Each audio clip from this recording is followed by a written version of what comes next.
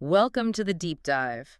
This is where we take your sources, articles, research, even your own notes, and really dive in to pull out the most important knowledge and insights. Yeah, and you've brought us a really extensive set of materials today. Looks like a documentary transcript covering a huge sweep of U.S. history. It is. So our mission here is to guide you through all this, help you cut through the density, find the core story, maybe some surprising facts, and see how it all connects. Exactly. This is your personalized deep dive built right from the sources you shared with us. Okay, let's jump in. Right at the beginning, the early European push into North America. Right. When we think about, permanent European presence, our sources point to the English settlements first, like Plymouth, getting established, growing. Mm-hmm. And opening up trade back with Europe. Right. That brought in goods, money, people, more colonists, of course. But Britain wasn't the only one looking at this continent. Oh, not at all. Definitely not. Other European powers were planting flags, too, pretty quickly. The Dutch, for instance. Okay, the Dutch. They set up shop around what would become New York and New Jersey, early 1600s. New Netherlands, they called it. And it was all about trade. And they're the ones famous for buying Manhattan Island, right? The sources mention that a lot. Yeah, that's the classic story. Apparently acquired it from the local Munsee Lenape tribe for goods worth maybe around $24 back then, 1624. Wow. And that became New Amsterdam? Became New Amsterdam, and it grew fast, a really significant trading hub. Which naturally made it a target for the English. Oh, yeah. They desperately wanted control of that valuable Hudson River. So in 1664, English ships just sailed into the harbor. And demanded surrender. Pretty much. And the Dutch governor, Peter Stuyvesant, he surrendered peacefully. Didn't have much choice. And they renamed it New York City. Renamed it New York City. What's interesting, though, is our sources note that while the takeover itself was bloodless there in North America, it actually helped kick off another war back in Europe, the Second Anglo-Dutch War. These things were always connected. Right. So the English took the Dutch territory. What about the other big rivals, Spain and France? Well, the Spanish, they had a head start, really. They'd been exploring and settling South America, the Caribbean for a while. And Florida, St. Augustine. St. Augustine, right. Yep. Oldest continuous European settlement. And they pushed inland from there. By the end of the 1600s, their claims covered a huge area, the Deep South, Midwest, out into the West. Massive. Okay. And the French, where were they focused? They concentrated along the St. Lawrence River Valley, founded key spots like Quebec, Montreal, Three Rivers. Fur trade country. Exactly. They dominated the fur trade there. And then they expanded south down the Mississippi River. All the way down to the Gulf. All the way down. Founding New Orleans in 1718, the sources call it the gateway to the Mississippi, a real crown jewel for their empire here. So you've got these major European powers, English, Dutch, Spanish, French, all showing up, planting flags, carving up a continent. A continent that was already home to millions of people. Right. That's a critical point the sources really hit on. Yeah, these European nations often just completely ignored the existing native populations. Their complex societies, their relationships, their claims to the land just acted like it was empty. And the Native Americans, they weren't just passive observers in all this. Far from it. No way. Many tribes fought back fiercely against this encroachment. Others, well, they formed alliances, sometimes with European settlers, sometimes against them. It was complex. Yeah. They played the powers against each other sometimes. Raids on settlements were common, too. A constant threat, yeah.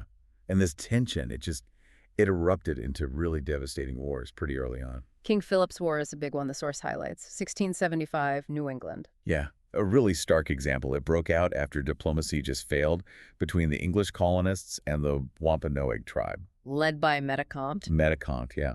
The English called him King Philip. His father, Massasoit, had actually helped the early pilgrims, Right, the first Thanksgiving story. Kind of. But Metacomte, his son, saw things differently. He saw the English expanding, their farms taking over land, livestock ruining crops, the missionaries. He wasn't as tolerant as his father. He saw the threat. So he formed an alliance. Alliance of the Algonquin tribes, yeah. And they launched these coordinated attacks on English settlements all across New England. And the colonists responded? Mobilized their militias. Remember, no standing British army here yet, really. It was colonists defending themselves. The fighting was incredibly brutal. Raids, counter-raids, just vicious. Metacomte himself was killed fairly early. Yeah, in 1676, only about a year into the war. His death was a huge blow to the alliance. And the tide turned. It did. The New England militia, well, they basically crushed the Wampanoag as an independent force, pushed their allies out of the region. Sources describe it as the single bloodiest conflict in North America up to that point. Just horrific losses on both sides, especially for the Native Americans. Wow, that really drives home the violence right from the start. It does. And that tension, it didn't go away.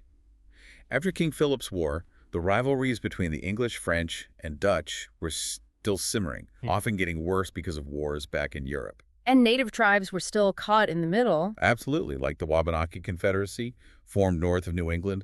They saw what happened to the Wampanoag and organized. Then, by 1689, war breaks out again. Basically, European conflicts spilling onto American soil. So North America becomes another battlefield for European power struggles. Exactly. It's a pattern that just repeats and repeats through the late 1600s and into the 1700s. Our sources detail, what, 4 major conflicts between France and England in this period, all involving native allies. King William's War was the first. Started in 1689, dragged on for almost 10 years, pitted English-backed Iroquois against French-backed Wabanaki, raids, skirmishes. But neither side really achieved their big goals, like capturing Boston or Quebec. Okay, what came next? Queen Anne's War, starting 1701. This one was tied to the War of Spanish Succession in Europe. So fighting spread.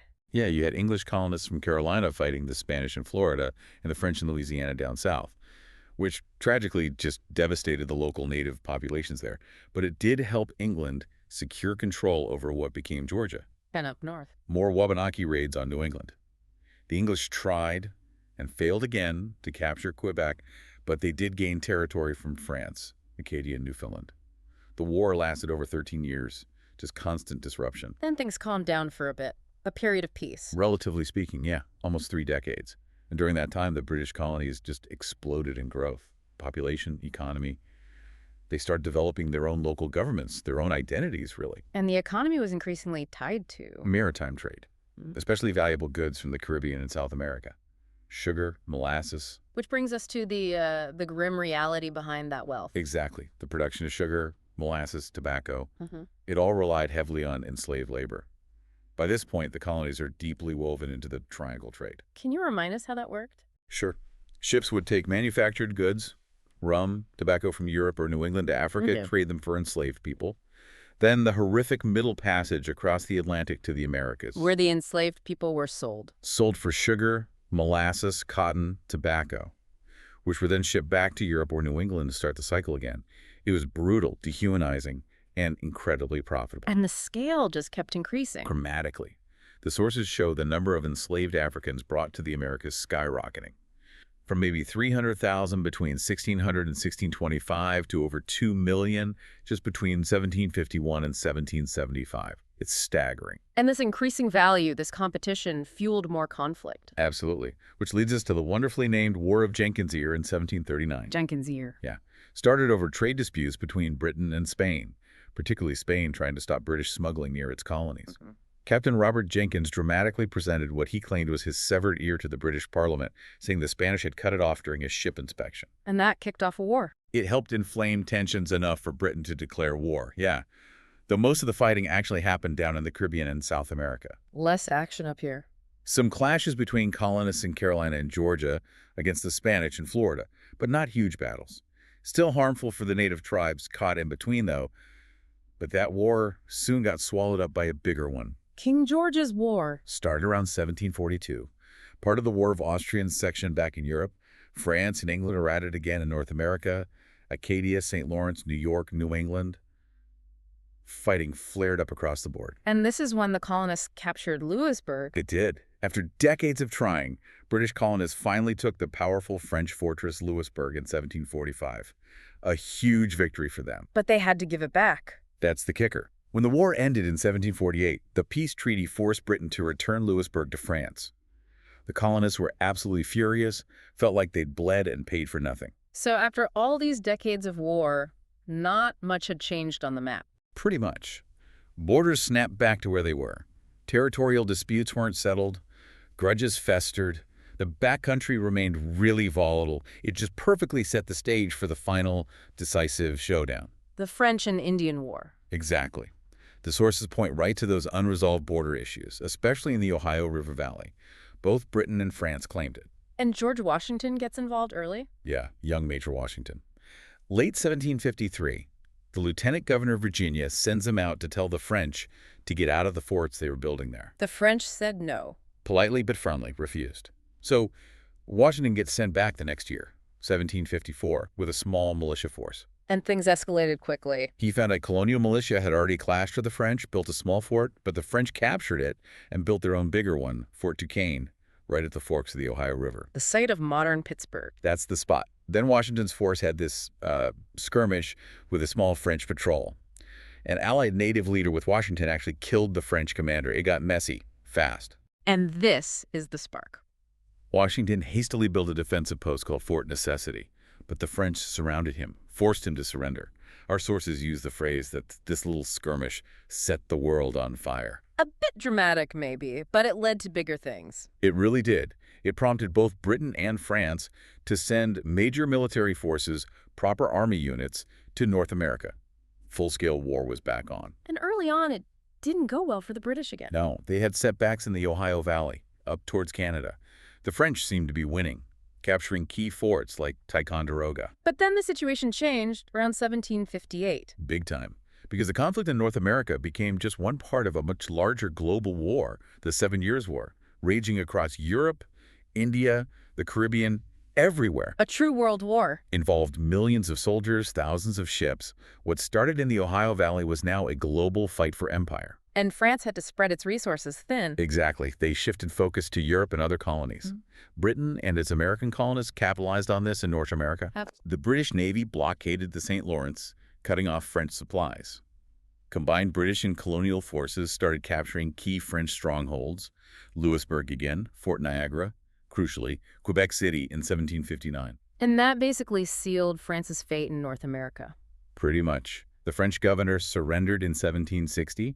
Fighting mostly stopped here, even though the 7 Years' War continued elsewhere until 1763. The global casualties were immense. Astronomical for the time. Maybe up to 1.4 million killed worldwide.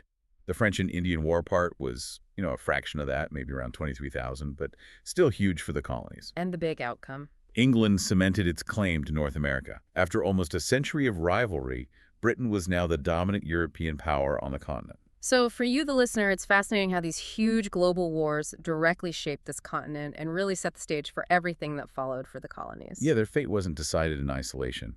It was tied to these massive power struggles thousands of miles away. And winning the war created new circumstances within the British colonies, like a massive population boom. Huge growth, from maybe 250,000 colonists in 1700 to over 1.25 million by 1750. These colonies were becoming really important to the British Empire, supplying raw materials like hemp, copper, tar. The sources also mention a vibrant religious life. Right. Protestantism had been a driving force in early colonization, and its influence continued. The mid-18th century saw the Great Awakening. A big evangelical revival. Yeah, swept through the colonies. It brought new ideas about personal salvation, spiritual rebirth, spread by charismatic traveling preachers. Like George Whitefield. Exactly. The sources say he drew a crowd in Boston in 1740 that was reportedly larger than the entire population of the city at the time. Imagine that energy. Wow. This revival strengthened religious faith during a time of conflict and was really formative for many figures who would later lead the revolution. Okay, so the colonies are growing fast, they're religiously energized, Yeah. and Britain just won this massive war, gaining huge territories in North America with the Treaty of Paris in 1763. Canada, the land east of the Mississippi. Colonists were thrilled. They saw all that land to the west, across the Appalachian Mountains, finally opening up. That land wasn't empty. Nope. It was occupied by numerous native tribes, including some, like the Iroquois, who had actually fought with the British against the French. So, to avoid immediate conflict, King George III issued the Royal Proclamation of 1763. It drew a line down the Appalachians and basically forbade colonial settlement west of that line, creating a large Indian reserve. how did the colonists react to that? Not well. They felt they had fought and bled for that land. Many just ignored the proclamation line and moved west anyway. Increasing friction. With both the native tribes whose land they were taking and with British authorities trying to enforce the line, this really marks a significant shift in the relationship. Between Britain and the colonies? Absolutely. Starting right around then, in the 1760s, Britain tries to exert more economic and political control, partly to pay off the massive debt from the 7 Years' War. So Parliament starts passing new acts, new taxes. Right. And the core issue for many colonists wasn't always the amount of the tax. Sometimes the taxes were designed to actually lower the price of British goods. It was about representation. That was the fundamental sticking point. As British subjects, they believed they had rights, including the right not to be taxed by a parliament where they had no elected representatives, While the British argued for virtual representation. claiming parliament represented the interests of all subjects everywhere. But colonists weren't buying it. That's where no taxation without representation comes from. It becomes the rallying cry. The first big act the sources focus on is the Sugar Act, 1764. Yeah, aimed at regulating the sugar and molasses trade to help the British East India Company. Colonists protested, boycotted some goods. Parliament noticed. Then came the Stamp Act in 65. This one was different, a real game changer. It was the first tax Parliament levied directly and specifically on the colonies themselves. On paper goods. Yeah, required a special stamp on almost all printed paper. Newspapers, legal documents, licenses, even playing cards. Colonists saw it as a direct assault after their earlier protests. And this is when groups like the Sons of Liberty pop up. Yeah, these secret organizations started forming. They used intimidation, sometimes violence, against the stamp distributors and officials. Things got pretty heated. The lieutenant governor of Massachusetts had his house ransacked. But there was also a more organized political response. Right. 9 colonies sent delegates to the Stamp Act Congress in New York. They issued a declaration stating that taxation without representation violated their rights, not just as British subjects, but, interestingly, as men. And they organized another boycott. A much more effective one this time. Imports for Britain dropped significantly. Ben Franklin even went to London to argue the colonists' case directly to Parliament, warning them about potential rebellion. And it worked. The Stamp Act was repealed. It was repealed, yeah. Partly due to the economic pressure, partly due to a change in government in London. But Parliament got the last word, in a way. They passed the Declaratory Act at the same time, in 1766. While repealing the Stamp Act, it flatly stated that Parliament had the full authority to make laws for the colonies in all cases whatsoever. Joe, mixed signal. Definitely. The sources say both sides kind of saw it as a win at first. Parliament felt they'd asserted their ultimate power. Americans felt they'd won the battle against direct taxation without representation. But as one source puts it, a door was left open. And Britain still needed money? Yep. Economic struggles continued. So in 1767, Parliament passed a new set of measures, the Townshend Acts. More taxes. Direct taxes on imported goods like lead, glass, paper, paint, and crucially tea. They also set up a new customs board in Boston with more power, cracked down on smuggling, and even suspended the New York Assembly for not complying with an earlier act requiring them to house British troops. And they gave customs cases to special courts. Admiralty courts, yeah. Taking jurisdiction away from local colonial courts, which colonists felt was another violation of their rights. The British government expected trouble from these acts. They did, and they got it. A new wave of protests, pamphlets, letters.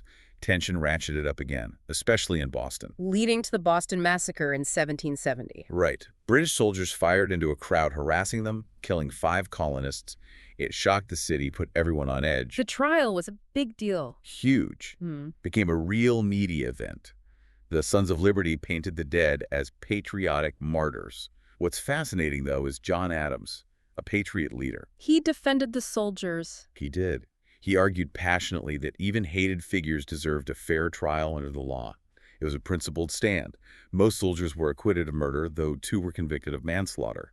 It underscored Adams' belief in a government of laws. Tension stayed high in Boston, but things calmed down elsewhere for a bit. Relatively, yeah. Until 1773, the British East India Company was in financial trouble again. So Parliament tried to help them out with the Tea Act. Right. This act allowed the EIC to sell its tea directly in the colonies, bypassing some taxes.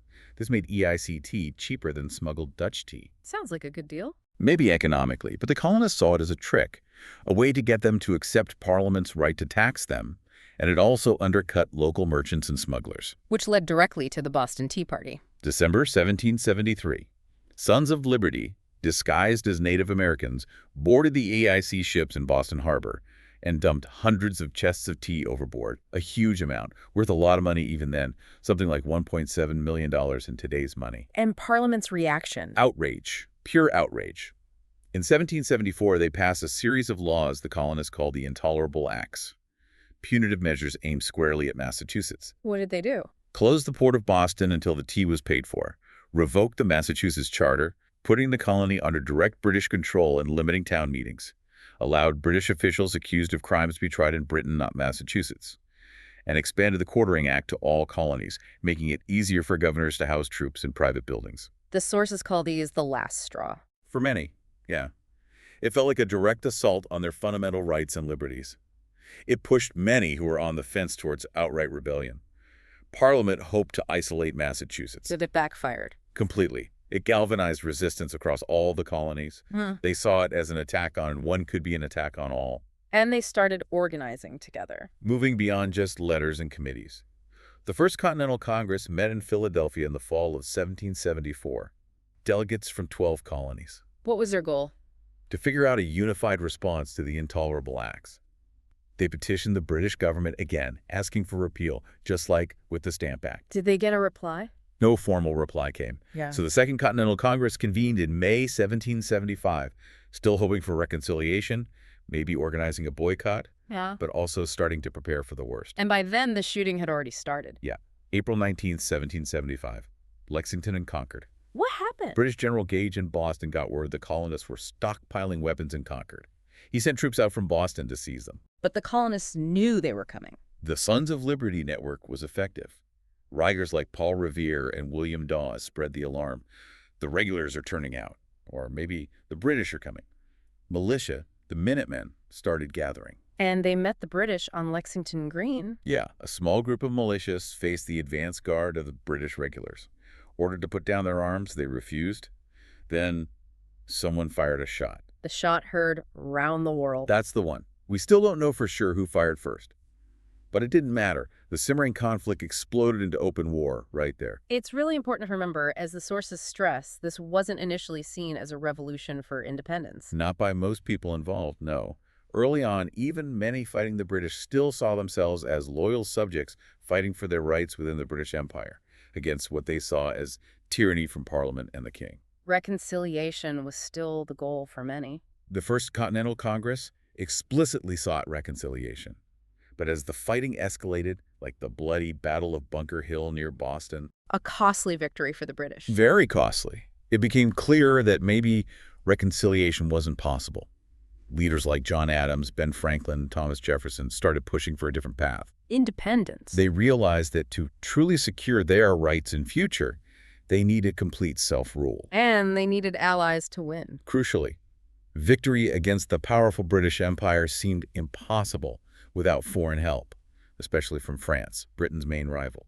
And France wouldn't ally with mere rebels. No, they'd need to recognize and support a sovereign, independent nation. That pushed the calculation towards separation. So by the summer of 1776, the mood shifted. Most colonial assemblies were ready to declare independence. The Second Continental Congress appointed a committee in June to draft a declaration. Largely written by Thomas Jefferson. Yeah. The Declaration of Independence laid out the reasons for the break, the philosophical justification, grounding it in natural rights. Famously stating, "We hold these truths to be self-evident, that all men are created equal." That they are endowed by their Creator with certain unalienable rights. That among these are life, liberty, and the pursuit of happiness. Powerful words. It was adopted by Congress on July 2nd, formally ratified on July 4th, 1776. And this fundamentally changed the nature of the war. Absolutely. It wasn't a rebellion anymore, it was a revolution. The colonies were now the United States of America, independent states loosely united by Congress. Washington had the Declaration read to his troops in New York, giving them a clear, powerful cause to fight for. But fighting that war was incredibly difficult, especially early on for the Continental Army. Oh, the sources paint a tough picture. Constant supply problems, food, ammunition, everything. Foraging for supplies, often Itself wasn't exactly unified. not at all. Differences in command, regional tensions. The source mentions Washington literally having to break up a massive snowball fight that turned into a brawl between soldiers from Massachusetts and Virginia. Wow, like they were from different countries. Almost. Uniting these disparate groups into a single effective fighting force was, as one source puts it, a war unto itself. A huge challenge for Washington. The first winter, 1775-76, saw some early campaigns. An ambitious but ultimately disastrous invasion of Quebec, hoping to rally Canadians to the cause. Montgomery was killed, Arnold wounded, many captured or died of smallpox. Some successes in upstate New York, though. Meanwhile, Washington was still besieging Boston. Yeah, but he lacked heavy artillery to force the British out.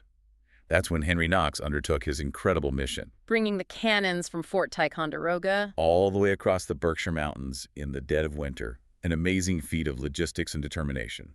Knox got the guns to Boston by March 1776. which allowed Washington to fortify Dorchester Heights. Overlooking the city and the harbor. The British realized their position was untenable and evacuated Boston on March 17th, a major early victory for morale. As the war spread in 1776, Washington moved his army south to defend New York City. But he was worried. His army was still largely untrained militia facing professional British soldiers, and he had no navy to counter the powerful British fleet controlling the waters around Manhattan. His fears were justified. Completely. In the summer of 1776, the British launched a series of powerful attacks around New York City. Brooklyn Heights, Kips Bay. Washington's army was just outmatched and unprepared. Forced into a long retreat. A really difficult, demoralizing retreat across New Jersey, barely escaping across the Delaware River into Pennsylvania as winter set in. The British pursued, setting up garrisons across New Jersey. Things look incredibly bleak for the American cause. Washington knew he had to make a move. A bold one. He planned a surprise attack for Christmas night, 1776, crossing the icy Delaware River in a blizzard. To attack the Hessian garrison at Trenton. Exactly. German troops hired by the British. The surprise was, total winter fighting was very rare then. Washington won a swift, decisive victory, his first major battlefield win. And then another victory soon after. 9 days later, after some brilliant maneuvering and a running fight on January 2nd, he defeated British forces at Princeton on January 3rd, 1777. The sources say Trenton and Princeton were crucial. They absolutely kept the Revolution alive during its darkest hour, boosted morale, attracted new recruits, and showed the British this wasn't going to be an easy fight.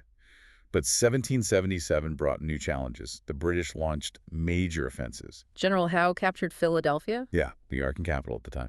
Defeated Washington at Brandywine and Germantown in the fall of 77. It was a big blow symbolically, but the army didn't collapse. Washington's forces endured the brutal winter encampment at Valley Forge. While another British army under General Burgoyne pushed south from Canada. His plan was to drive down the Hudson Valley and cut off New England from the rest of the colonies. He recaptured Fort Ticonderoga. But he was stopped near Saratoga, New York. Confronted by American forces under Horatio Gates and Benedict Arnold. This led to the Battle of Saratoga in October 1777. A huge American victory. Decisive.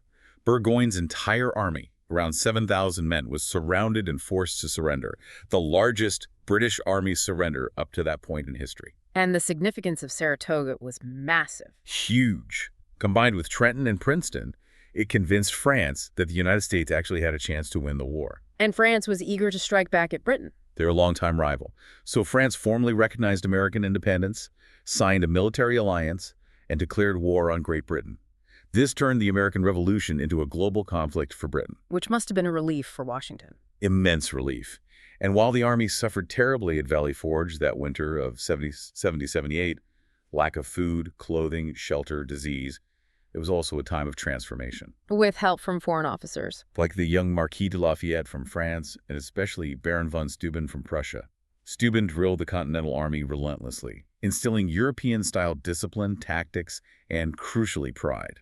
He helped forge them into a much more professional fighting force. So, when spring 1778 arrived, news of the French alliance reached Valley Forge. Morale soared. And the British. They got nervous about the French Navy potentially trapping them in Philadelphia. Their new commander, Sir Henry Clinton, decided to abandon Philadelphia and consolidate his forces back in New York City. And Washington saw an opportunity To strike the British Army as it retreated across New Jersey. This led to the Battle of Monmouth in June 1778. And Washington's newly trained army performed well. Remarkably well. It was a long, incredibly hot, and confusing battle, essentially a draw. But the Americans stood their ground against the British regulars in open field combat. It proved the training of Valley Forge had paid off.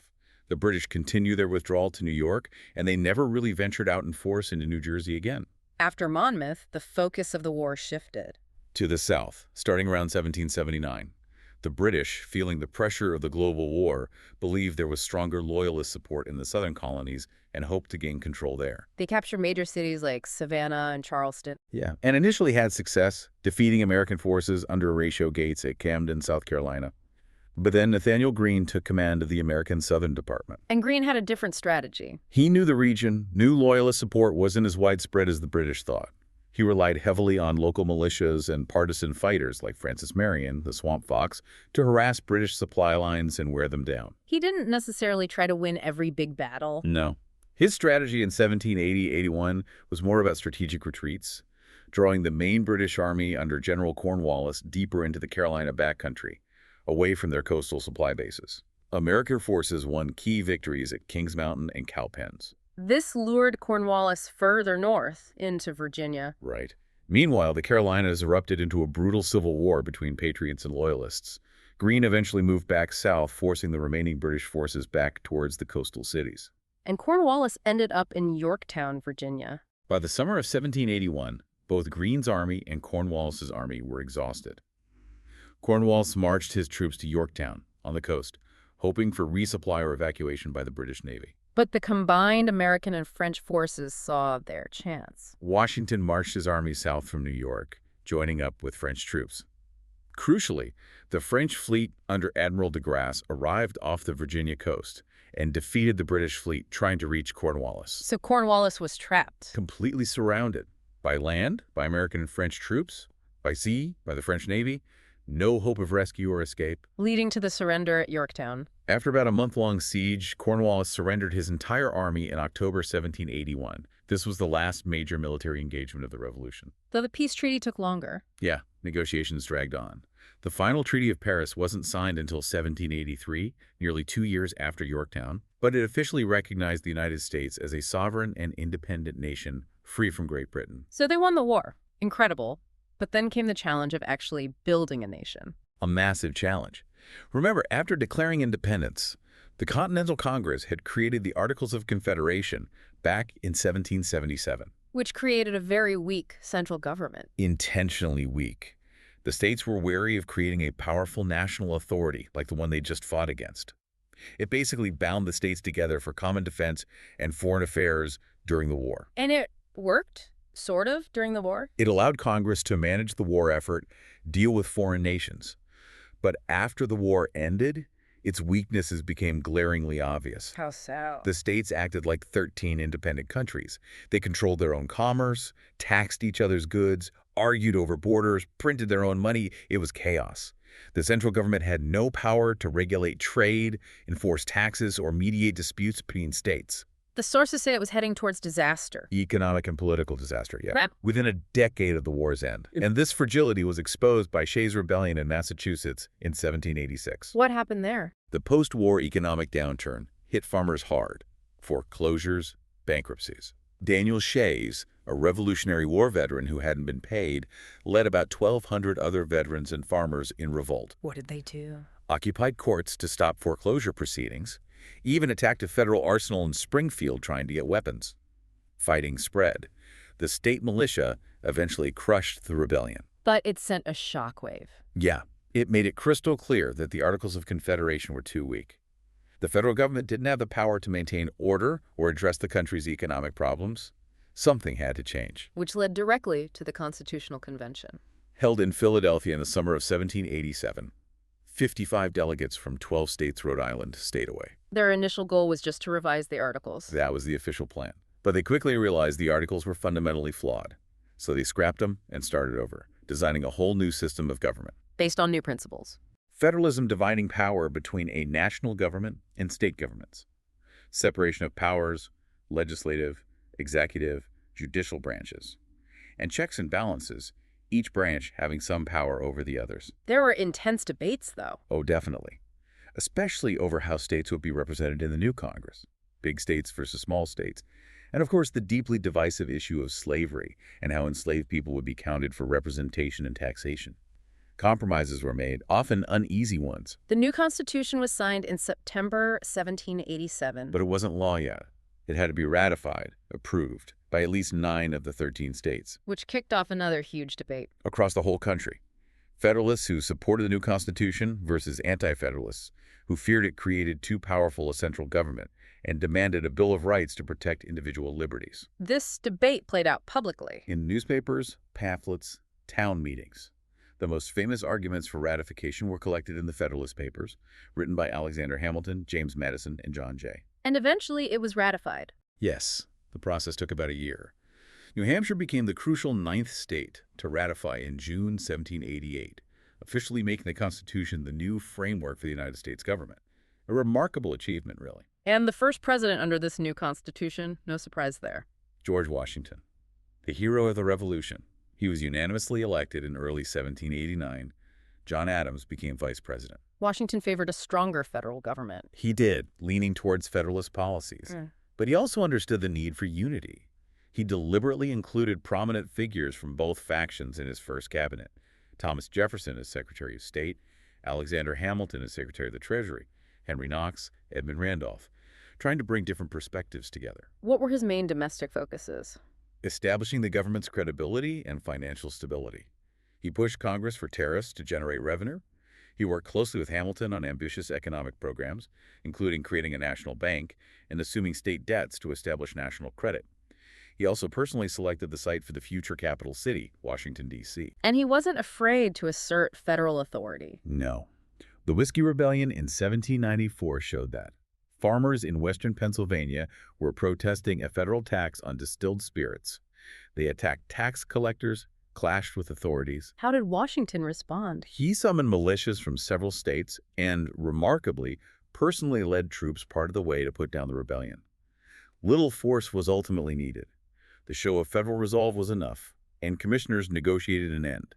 It demonstrated the new government could and would enforce its laws. Foreign affairs remained tricky. Incredibly tricky. Attacks from all sides, it seemed. The French Revolution turned increasingly violent, complicating relations. Barbary pirates in the Mediterranean were attacking American merchant ships, and Britain continued its practice of impressment, seizing American sailors and forcing them into the British Navy. Washington tried diplomacy with Britain. Sent John Jay to London. Jay's treaty aimed for amicable trade relations and an end to impressment. It did bring the U.S. and Britain closer, which Washington saw as positive for stability, but it infuriated the pro-French faction, led by Jefferson, who saw it as a betrayal of Republican ideals. Washington won a second term in 1792. With Adams as VP again, the struggle with revolutionary France continued. Washington increasingly favored American isolation from European conflicts, which frustrated his pro-French cabinet members like Jefferson. There was even a yellow fever outbreak. Yeah, in 1793, forced the government to temporarily move out of Philadelphia.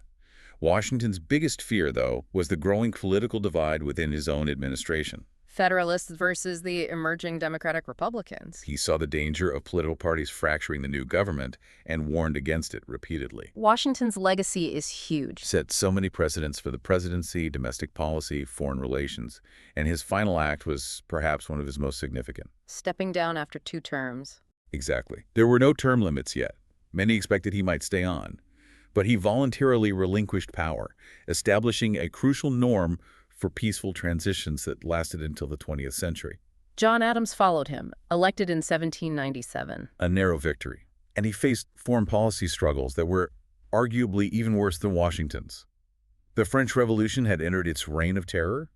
Adams tried to maintain neutrality, but... The quasi-war with France. Yeah, an undeclared naval war broke out, mostly fought at sea between American and French ships. Adams was unpopular at home, too. His administration passed the Alien and Sedition Acts, which were highly controversial. They allowed the government to arrest and silence critics, particularly those who sympathized with France or criticized the administration's actions, seen by many as a violation of free speech. But he did achieve peace with France eventually. Brokered a peace treaty in his final year. He and Abigail were also the first presidential family to live in the newly completed White House in Washington, D.C. He lost re-election, though. To Thomas Jefferson in the contentious election of 1800. So for you, the listener, this whole period shows these early leaders just grappling with immense challenges, creating stability, defining America's role, managing deep internal divisions, all while setting the course for the nation's future. Thomas Jefferson's presidency, starting in 1801, marked a shift. Yeah, it kicked off about 25 years of dominance by his Democratic-Republican Party. Jefferson wanted to undo some of what Washington and Adams had done, reduce the national debt, cut the size of the army and navy, get rid of the whiskey tax. Still had foreign policy issues, though. Oh, yeah. The Barbary pirates were still a problem.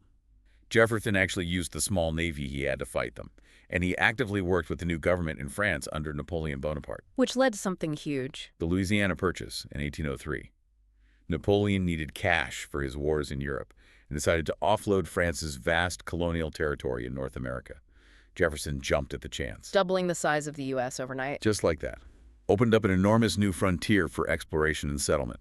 Which prompted the Lewis and Clark expedition. Commissioned by Jefferson in 1804, the Corps of Discovery, led by Meriwether Lewis and William Clark, their mission was multifaceted. Map the territory, find a route to the Pacific. Establish an American presence before other Europeans got there, made contact with Native American tribes. And they had help from Sacagawea. Crucial help, a Shoshone woman who served as interpreter and guide.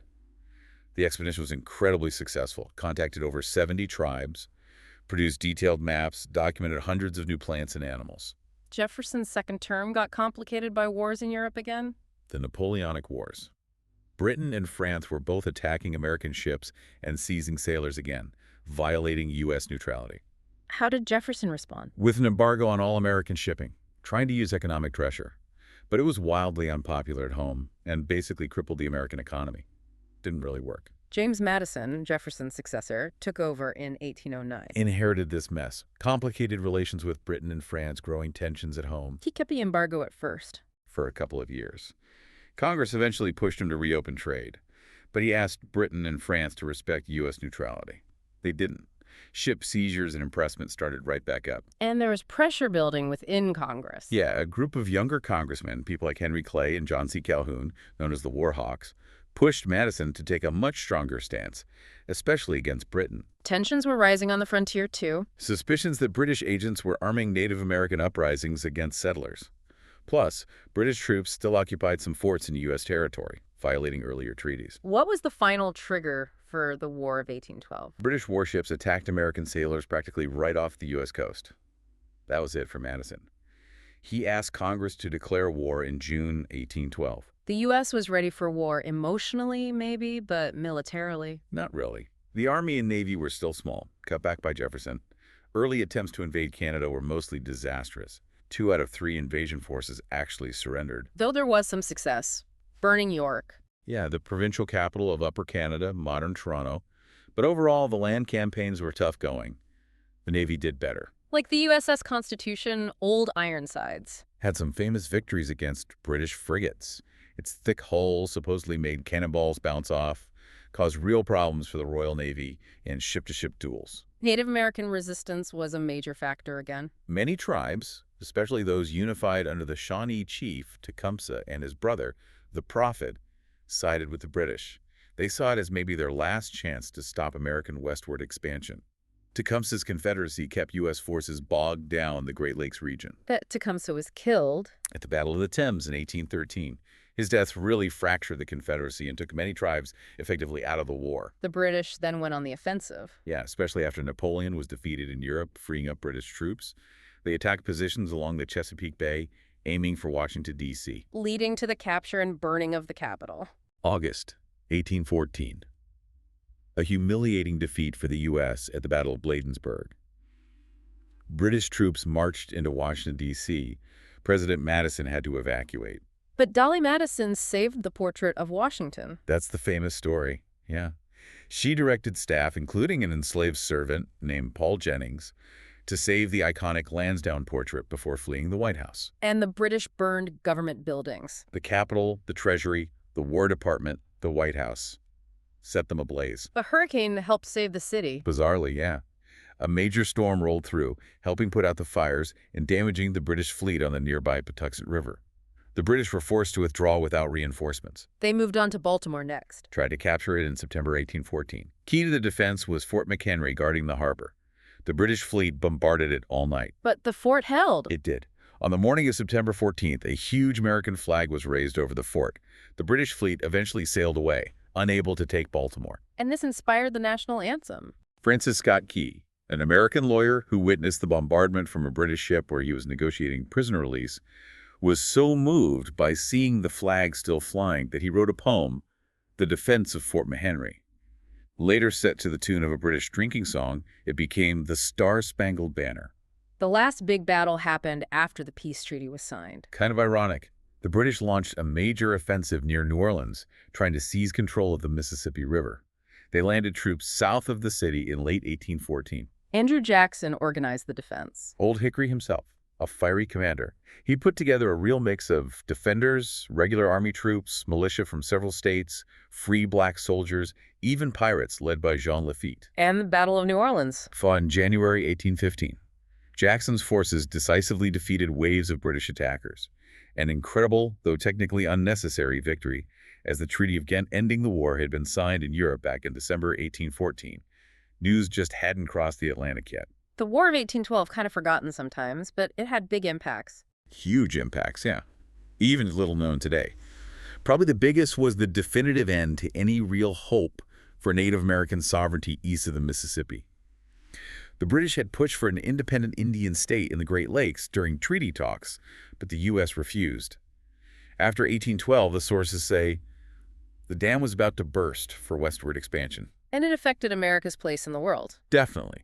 Many Europeans had assumed the young U.S. wouldn't last, but the U.S. declared war on the world's greatest power, fought them to basically a standstill. The message was clear. The United States was here to stay. Even though the treaty itself didn't gain the U.S. much territory. No, the Treaty of Ghent mostly just restored the status quo, but the Louisiana Purchase had already doubled the country's size. Treaties with Spain and Britain in the 1820s further clarified borders. Americans were increasingly eager to fulfill this continental vision. The idea of stretching from sea to shining sea. Continentalism, they called it then. Later solidified into the Monroe Doctrine in 1823 under President James Monroe. What did that doctrine say? Essentially warned European powers that the Western Hemisphere was no longer theirs to play with. The U.S. would exert its influence as the major power here. Message: this land is for us, not you Europeans. And this evolved into manifest destiny. The term became popular in the 1840s during disputes over Oregon.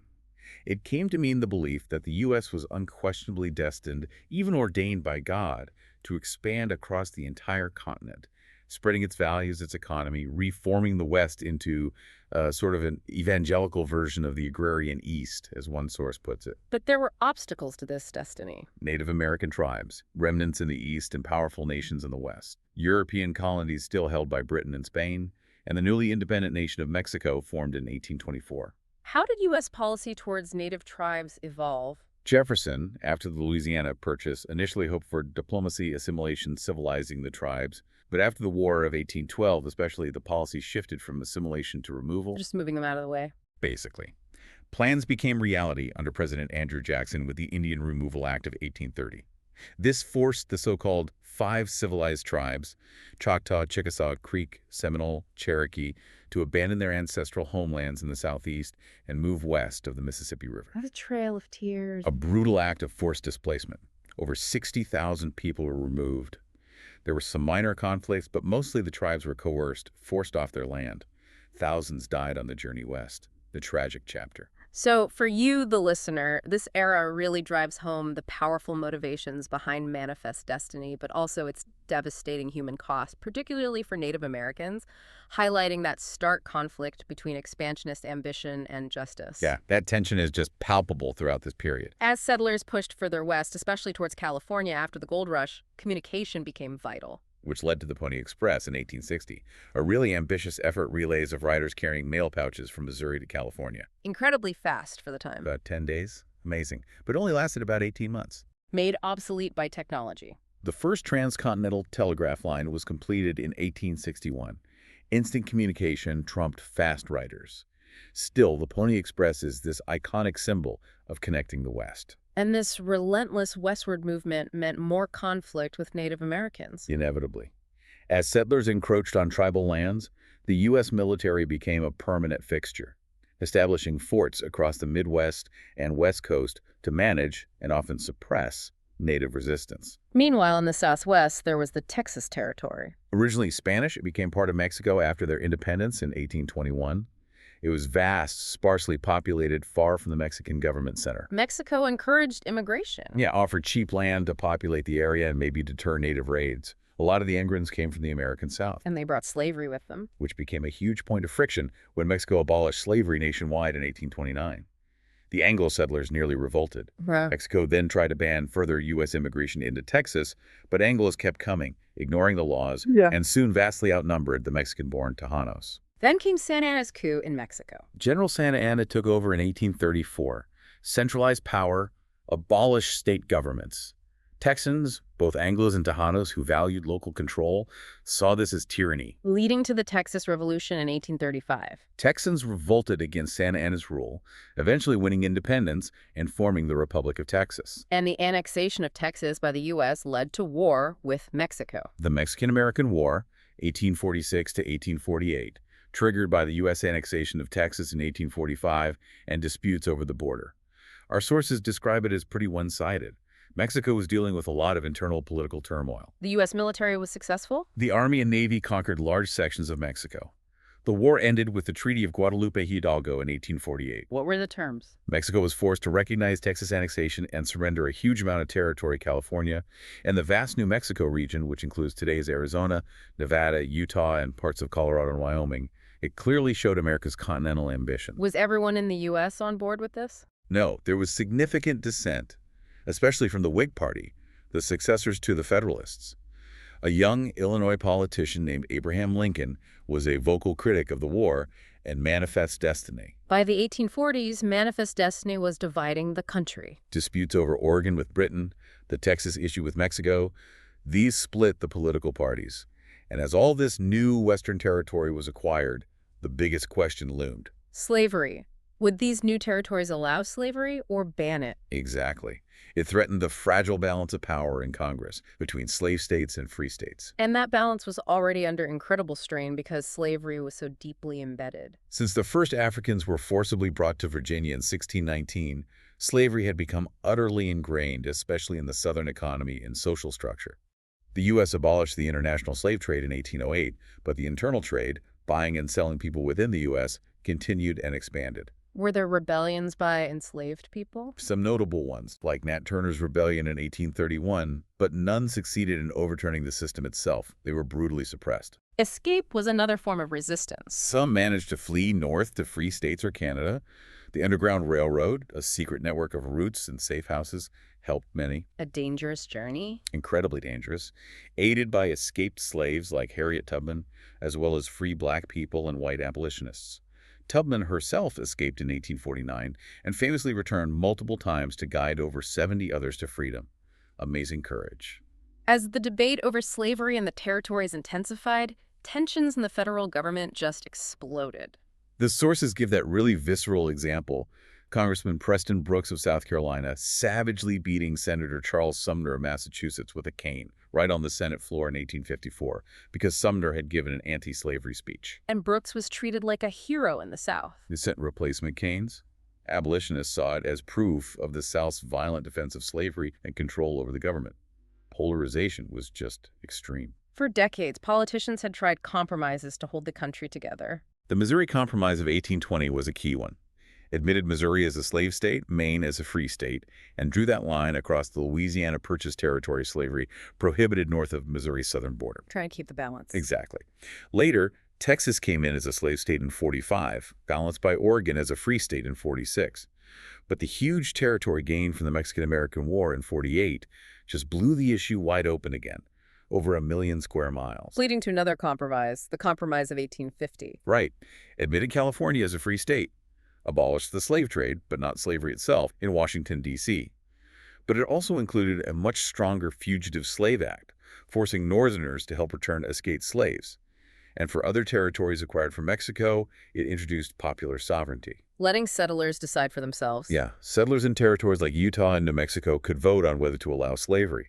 This principle was then controversially applied again in the Kansas-Nebraska Act of 1854. Why controversial? Because Kansas and Nebraska were carved out of the Louisiana Purchase territory north of the Missouri Compromise line, where slavery was supposed to be banned.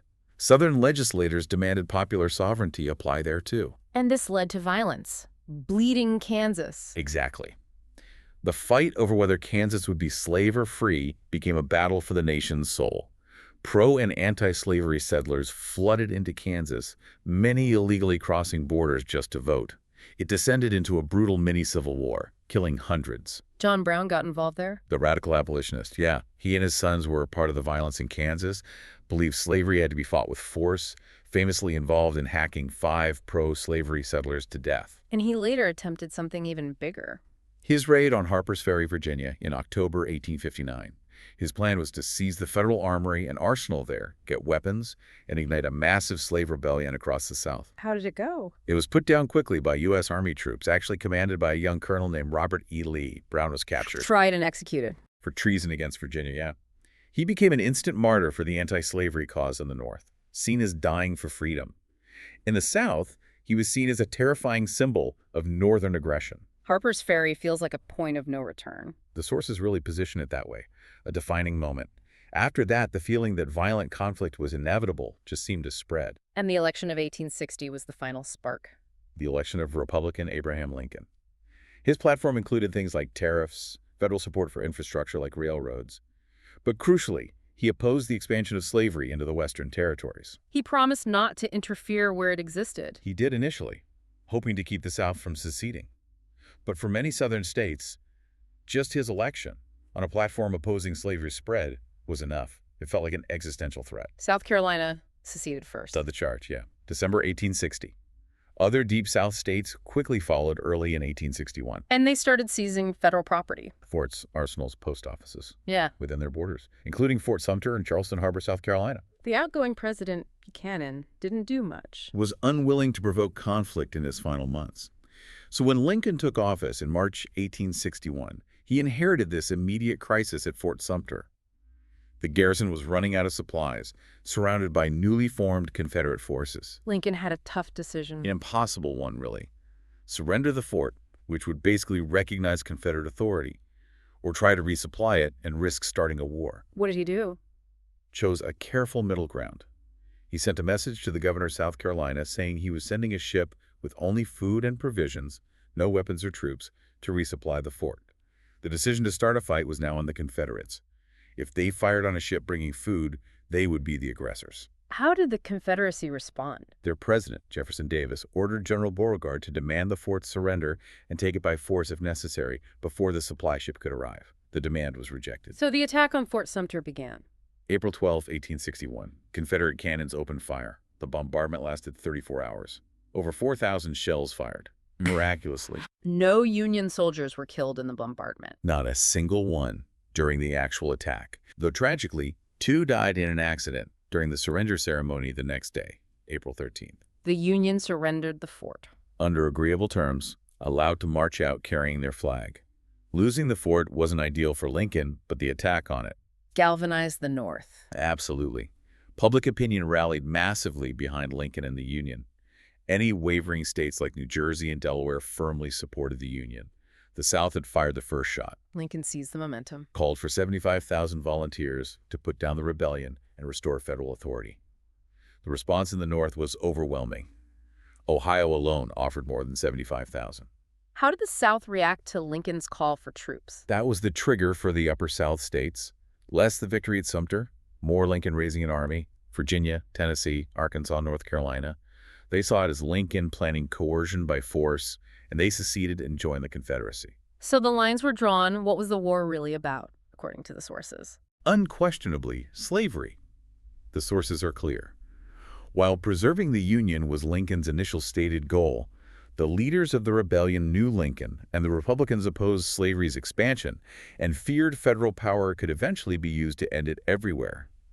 They seceded to protect the institution of slavery. The Confederacy knew they needed a quick war. They did. They lacked the industry, the manpower, the Navy for a long, drawn-out conflict.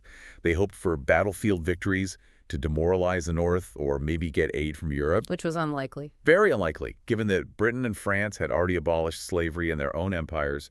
They weren't likely to intervene to support a nation founded on preserving it. Okay, so the war begins. What was the Union's initial strategy? General Winfield Scott, the old veteran hero from 1812 in Mexico, proposed the Anaconda Plan. like the snake. Exactly. The idea was to blockade the entire southern coastline with the Navy, strangling the Confederacy's trade and resources, while also taking control of the Mississippi River to cut the South in two, like an anaconda squeezing its prey. So, block the coast, control the Mississippi. And then in the east, the goal was to defeat the main Confederate Army, capture key coastal cities, and ultimately capture the Confederate capital at Richmond, Virginia. In the west, capture cities and forts along the Mississippi to cut off Texas and the Western Confederacy. What was the Confederate strategy? Primarily defensive, but hoping for decisive offensive victories. They needed to win battles, maybe even invade the North, to make the war too costly and unpopular for the Union, hoping moderate Republicans or Democrats would push for peace. In the Eastern Theater, things were tough for the Union early on. Yeah, lots of Confederate successes kept the rebellion alive. The Union went through a string of commanders trying to find someone effective against the Confederates. Led by Robert E. Lee. Right. Lee, who declined command of the Union Army to defend his home state of Virginia, emerged as a brilliant tactical commander for the Confederacy. The sources really credit his leadership with keeping the Confederacy fighting as long as it did, often outmaneuvering larger Union forces in Virginia. But in the Western Theater, a different story. A Union general named Ulysses S. Grant started having consistent success. He waged aggressive campaigns, taking key forts and working towards controlling the Mississippi. Grant's biggest Western victory was Vicksburg. The Siege of Vicksburg, Mississippi. It ended in July 1863 with the city's surrender. This gave the Union complete control of the Mississippi River, achieving a major part of the Anaconda Plan and splitting the Confederacy. And at the exact same time, back east. Lee had launched his second major invasion of the North, hoping for that decisive victory. He met the Union Army under General George Meade at Gettysburg, Pennsylvania. The Battle of Gettysburg. Also early July 1863. 3 days of incredibly bloody fighting. Lee was defeated and forced to retreat. The sources call Vicksburg and Gettysburg the high tide of the Confederacy. Yeah, after those twin defeats in July 1863, the strategic momentum decisively shifted. The Confederacy was now largely on the defensive. This period also saw a shift in the Union's war aims. A crucial shift. After the Battle of Antietam in September 1862, a brutal battle that was technically a Union victory, though costly, Lincoln issued the Emancipation Proclamation. What did it do? Declared that all enslaved people in the territories currently in rebellion against the United States were, and henceforth shall be, free. It didn't immediately free everyone, but it fundamentally changed the war. From just preserving the Union to also ending slavery. Exactly. It added a powerful moral cause. Lincoln came to believe slavery couldn't survive the war and needed to be abolished permanently. The proclamation also authorized the recruitment of black soldiers into the Union Army. Called colored troops, then. Right. This provided a huge boost in manpower for the Union cause.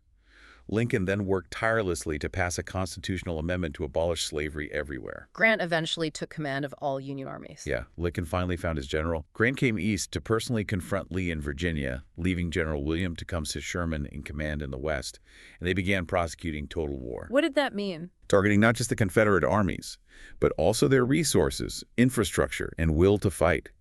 Grant relentlessly hammered Lee's army in Virginia, forcing battle after battle.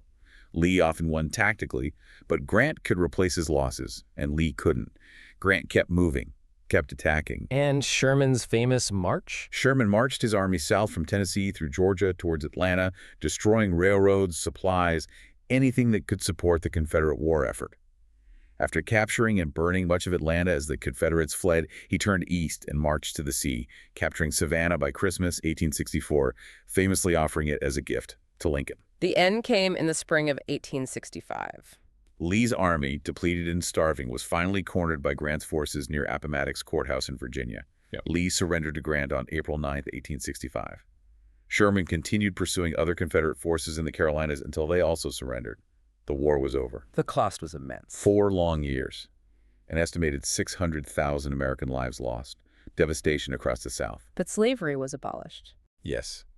Even before the war ended, Lincoln had successfully pushed Congress to pass the 13th Amendment, formally abolishing slavery throughout the United States. It was ratified in December 1865. Lincoln had plans for healing the nation, Reconstruction. He spoke of peace, with malice toward none, with charity for all, guiding the process of bringing the Southern states back into the Union on relatively lenient terms. There was hope he could lead the country through this difficult transition. But just days after Lee's surrender. Lincoln was assassinated, shot by John Wilkes Booth, a radical Southern sympathizer, while attending a play. Lincoln died the next morning, April 15, 1865. Booth was killed during the manhunt. His co-conspirators were caught and executed. The nation was plunged into grief, and the future of Reconstruction was left in the hands of Vice President Andrew Johnson. Reconstruction started right away. The defeated South was divided into 5 military districts, occupied by U.S. troops to maintain order and enforce the new laws aimed at rebuilding Southern society and integrating the newly freed slaves. And more constitutional amendments were passed. Crucial ones, within 5 years. Yeah. The 14th Amendment in 1868 granted citizenship to everyone born in the U.S. and guaranteed equal protection under the law. And the 15th Amendment in 1870 guaranteed the right to vote, regardless of race, color, or previous condition of servitude. Monumental changes, legally. But there was pushback. Intense pushback. Resentment grew north and south as the rights of Black Americans expanded. Especially in the South, white supremacist groups like the Ku Klux Klan emerged, using terror and violence against Black people and white Republicans who supported Reconstruction. Ulysses S. Grant became president in 1869. A war hero. Elected in '68, he was committed to Lincoln's goals and used federal power, including the military, to try and suppress the KKK and protect Black citizens' rights. He signed laws guaranteeing equal rights and even created the Department of Justice partly for this purpose. But his presidency faced challenges. The sources say it was rotten with political turmoil. Newly formed Southern governments, often resisting federal authority, created problems, especially during elections. And Reconstruction eventually ended. Effectively ended in 1877. Grant's second term finished, and the country seemed weary of the conflict and cost. The contested presidential election of 1876 led to the Compromise of 1877. What was the compromise? Republican Rutherford B. Hayes was awarded presidency over Democrat Samuel Tilden, even though Tilden likely won the popular vote. In return, Hayes agreed to withdraw the last federal troops from the South. And the impact of that withdrawal? Devastating for Black Americans in the South. Federal protection was gone. Efforts to ensure their rights were abandoned. Systemic violence, disenfranchisement through poll taxes and literacy tests, and legalized segregation.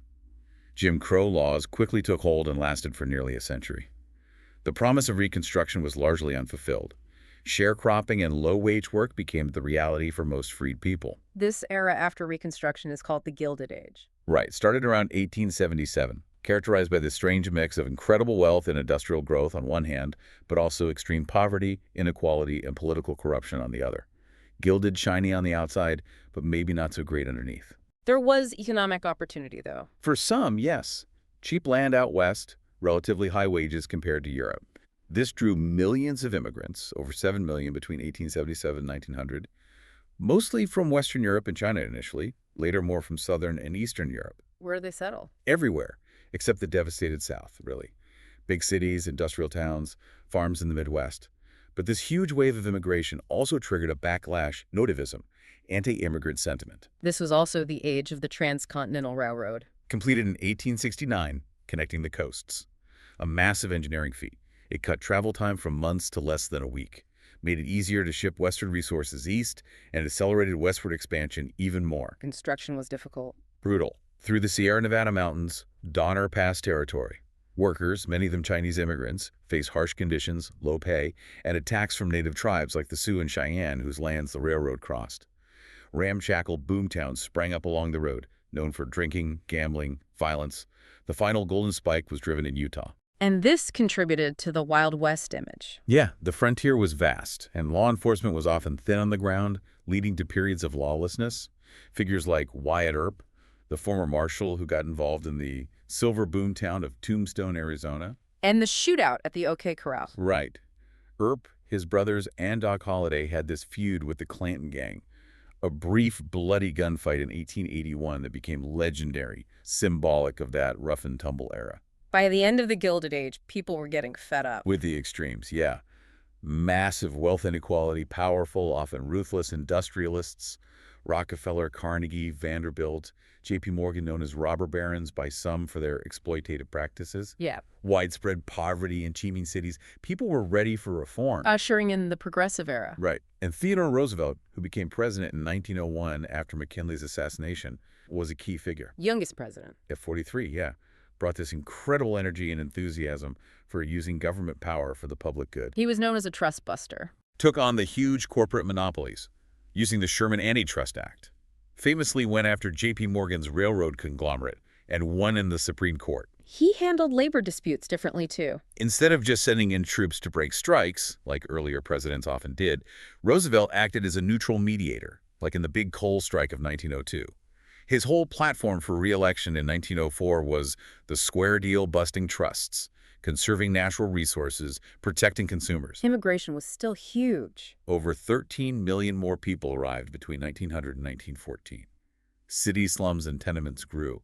Progressive reformers, mostly middle-class white folks, saw the urban poor as a major social problem needing solutions. Social settlements. Like Hull House in Chicago, founded by Jane Addams, provided services, education, childcare, healthcare to immigrants and the working poor. What were other big progressive issues? Muckraking journalists exposing problems, Ida Tarbell on Standard Oil, Upton Sinclair's The Jungle revealing horrors in the meatpacking industry. That led to new laws. The Meat Inspection Act and the Pure Food and Drug Act, yeah. Also, conservation of natural resources. Roosevelt was huge on that, creating national parks. The temperance movement, pushing for alcohol prohibition. And, critically, women's suffrage, the fight for women's right to vote. What about racial issues during the progressive era? It wasn't all positive. Far from it. Despite some reformers working to help black communities, W.E.B. Du Bois helped found the NAACP in 1909. Black Americans faced intense hostility, segregation, and racism, even outside the South. Sundown towns in the Midwest and West threatened violence if black people stayed overnight. President Woodrow Wilson actually resegregated federal government workplaces in 1912. And the KKK had a resurgence. A huge resurgence in the 1920s, partly fueled by the racist film Birth of a Nation, gained millions of members and significant political influence, not just in the South, but in states like Indiana and Oregon, too. Mob violence was widespread. Terrible incidents like the Red Summer of 1919, where white mobs attacked black communities in dozens of cities, dozens murdered, states often unwilling to prosecute. Imagine the frustration for black soldiers returning from fighting for democracy in WWI to face that. Some progressives even supported segregation. Yeah, some argued race problems stemmed from integration and pushed for more separation. Policies like the Grandfather Clause used to deny black men the vote in the South by linking voting rights to ancestors who could vote before the Civil War were actually popularized by some progressives. The Supreme Court struck it down in 1915, but states found other ways. So the 15th Amendment wasn't really enforced. Not effectively, especially in the South, until the Voting Rights Act in 1965. So, ironically, as women were gaining the right to vote with the 19th Amendment in 1920, many black men were still being systematically denied that same right. Okay, shifting gears slightly. End of the 19th century, manifest destiny achieved, Civil War survived. The U.S. starts looking outward. Imperialism? Yeah, seeking to expand influence beyond the continent. The sources point to Hawaii as a key early target. An independent kingdom. Had been ruled by the Kamehameha dynasty since the late 1700s. The U.S. recognized its independence, opened trade, but American economic influence grew rapidly, especially through sugar plantations run by Americans. The U.S. got military access, too. Started leasing Pearl Harbor as a naval base in 1887. This emboldened American-born residents who wanted more control. They staged a rebellion. In 1887, forced the king to accept the Bayonet Constitution, which stripped his power and gave it mostly to wealthy white landowners, many foreign-born. Then Queen Liliuokalani tried to restore power. Took the throne in 1891, tried to undo the damage, prepared a new constitution in 1893. And the landowners responded. Formed a committee of safety, raised forces, and overthrew the queen. Declared a provisional republic of Hawaii led by Sanford B. Dulles, yes, related to the Pineapple Company founder. Did the U.S. government support this? The committee asked the U.S. Navy for help. Marines landed, officially to keep the peace, but effectively siding with the rebels. The Queen was put under house arrest, chose not to fight, hoping to avoid bloodshed. What did the U.S. president think? Grover Cleveland was actually horrified, condemned it as an illegal coup. But despite his objections and investigations, the Republic of Hawaii was eventually recognized as legitimate in 1894. And the U.S. annexed Hawaii later. Yes. In 1898, during the Spanish-American War, the McKinley administration used the war as a pretext to formally annex the islands. Let's talk about that war. Spanish-American War. Context. Rebels in Cuba had been fighting for independence from Spain since 1895. U.S. newspapers ran sensational stories, often exaggerating Spanish brutality, yellow journalism. Public sympathy for the Cuban rebels grew. Plus, the fighting created instability right near U.S. shores, Spain tried to compromise. offered Cubans limited self-government in 1898, but the U.S. was increasingly interested in pushing European powers out of the hemisphere entirely. What was the trigger for war? The mysterious explosion and sinking of the U.S. battleship Maine in Havana Harbor, February 15, 1898. Over 260 American sailors died. Remember the Maine. Became the rallying cry. Right. Pro-war factions immediately blamed Spain, though the cause is still debated today. The U.S. Congress passed resolutions declaring Cuba's right to independence, demanding Spain withdraw, and authorizing President McKinley to use military force. They explicitly stated the U.S. wouldn't annex Cuba, Spain refused. rejected the ultimatum, severed diplomatic ties.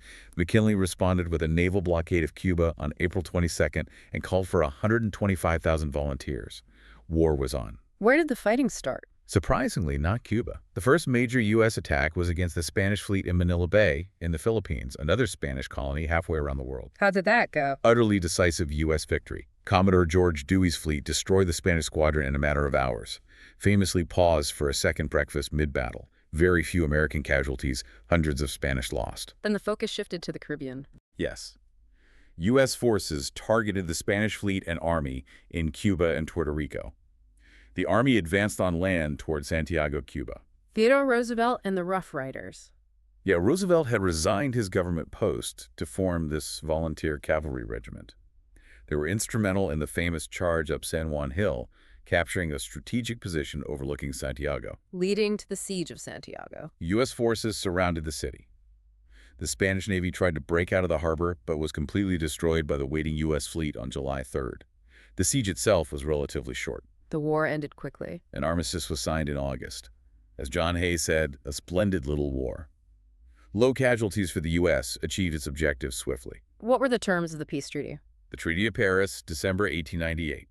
Spain gave up all claim to Cuba, ceded Guam and Puerto Rico to the United States, and transferred sovereignty over the Philippines to the U.S. for $20 million. But the Filipinos weren't happy about being transferred. Not at all.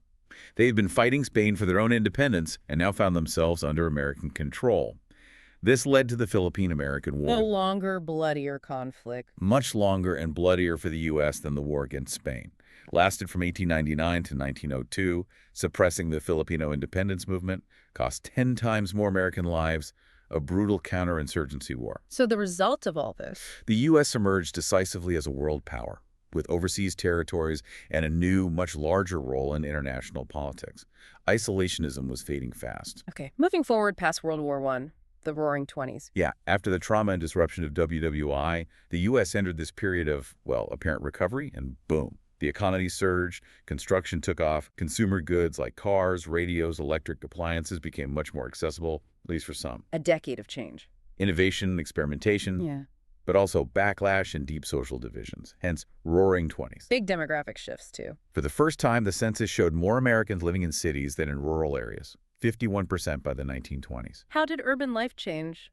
New social norms emerged, especially for women. Many young, unmarried working women in cities lived on their own, not with parents.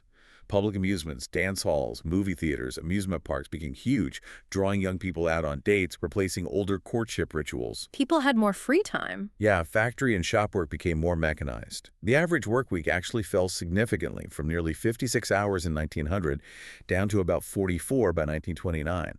And blue-collar wages rose about 25%. More money, more time, and more credit. Exactly. Rising incomes plus easily available installment plans and credit. It became socially acceptable, even encouraged, to buy consumer goods on credit, accumulate debt. The nation's total wealth supposedly more than doubled between 1920 and 1929. What were people buying? Movie tickets. 50 million a week by the mid-20s, like half the population going weekly. Ready-to-wear fashion, mass-produced, affordable clothing.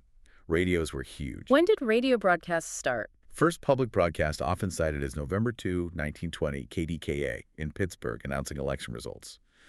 By the end of the decade, over 12 million households had radios.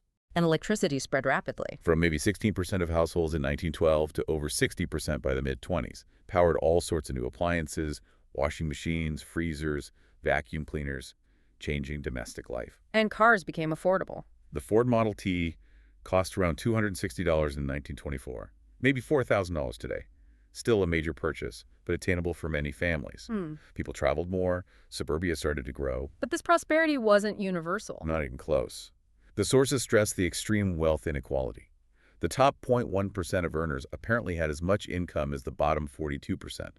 Over 40% of Americans lived below the poverty line, roughly $1,500 a year then. Especially outside the cities. Yeah, most people in rural areas, especially farmers, didn't experience this boom. Farm prices collapsed after WWI demand ended. Deep agricultural depression through the 20s. The era is also called the Jazz Age. Right. Cars let people travel to cities, to jazz clubs. The music itself, pioneered by black artists migrating from New Orleans, exploded, especially in Chicago initially, then New York. Chicago had over 100 clubs. Yeah, became a real center. Some clubs were black and tan, meaning whites and blacks could mix socially, listen to the music together. Still pretty rare then. Writers like Langston Hughes captured that vibrant nightlife. Musicians like Louis Armstrong, Jelly Roll Morton, Ethel Waters became stars. And new dances? Absolutely. The Charleston, the cakewalk, the turkey trot. Styles inspired by African-American traditions swept the nation. Huge dance clubs like the Cotton Club in Harlem, the Grand Terrace Cafe in Chicago. Harlem became the epicenter later in the decade, the Harlem Renaissance. The jazz faced backlash. Oh, yeah.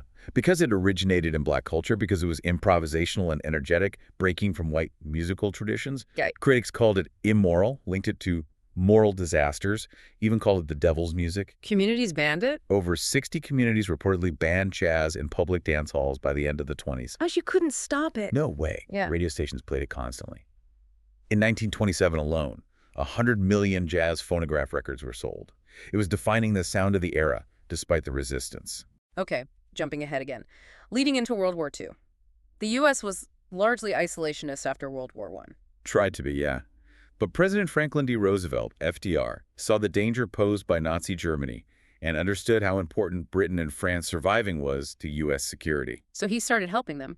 After France fell to the Nazis in June 1940, FDR implemented the Lend-Lease program, sending billions of dollars worth of war materials, weapons, food, supplies to Britain, primarily carried on U.S. ships, stretching neutrality. Until the event that forced the U.S. into the war. Pearl Harbor, December 7th, 1941.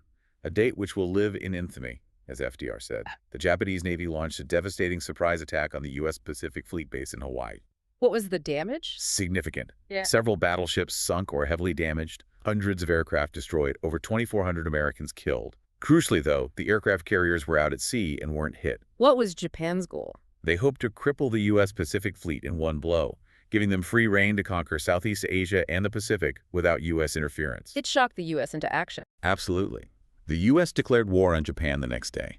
A few days later, Germany and Italy, Japan's allies, declared war on the U.S. America was now fully embroiled in World War II. Against enemies on two fronts. A massive two-front war. Against Japan in the vast Pacific Ocean, and against Germany and Italy in North Africa and Europe. The entire country mobilized. Millions enlisted. Millions served in the armed forces. Millions more worked on the home front, Rosie the Riveter building planes, factories converting to produce tanks, ships, ammunition.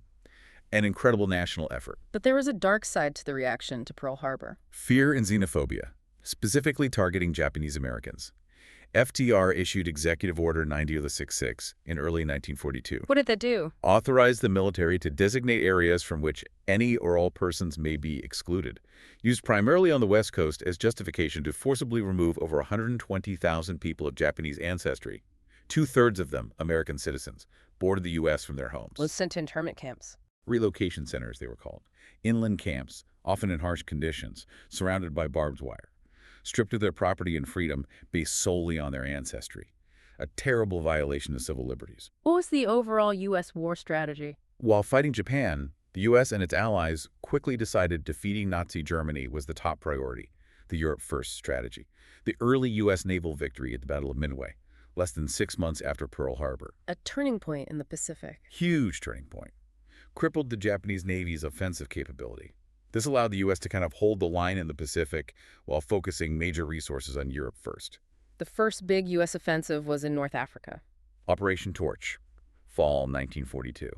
Large-scale landings by U.S. and British forces in Morocco and Algeria aimed to drive Axis forces out of North Africa and prepare for an invasion of Italy, the soft underbelly of Europe. It was a multinational effort. Successful. Eventually, yeah. After hard fighting, they secured North Africa by mid-1943, paving the way for the invasion of Sicily and then mainland Italy later that year. And the strategy in the Pacific. Island hopping or leapfrogging. Instead of attacking every single Japanese-held island, the U.S. would use its naval and air superiority to capture key islands, building air bases on them and bypassing others, leaving those Japanese garrisons isolated, cut off from supply. Moving closer and closer to Japan itself. Exactly, choking off Japanese reinforcements and supplies. But it meant incredibly brutal fighting for each island they did attack. What were some of those campaigns? Guadalcanal, starting in late 42, then Tarawa, Saipan, Palayu, the Philippines, Iwo Jima, Okinawa. Just horrific, bloody battles lasting from fall 1942 through 1945. Japanese forces often fought to the last man from elaborate defenses. Okay, turning back to Europe, after Italy, the focus shifted to liberating France. Yes. By 1944, the Allies were ready for the main event, the cross-channel invasion of Nazi-occupied France. The Soviets were also pushing hard on the Eastern Front, driving the Germans back towards Berlin. Operation Neptune, D-Day, June 6, 1944. The largest amphibious assault in history. Planned by U.S. and British strategists, commanded by General Dwight D. Eisenhower.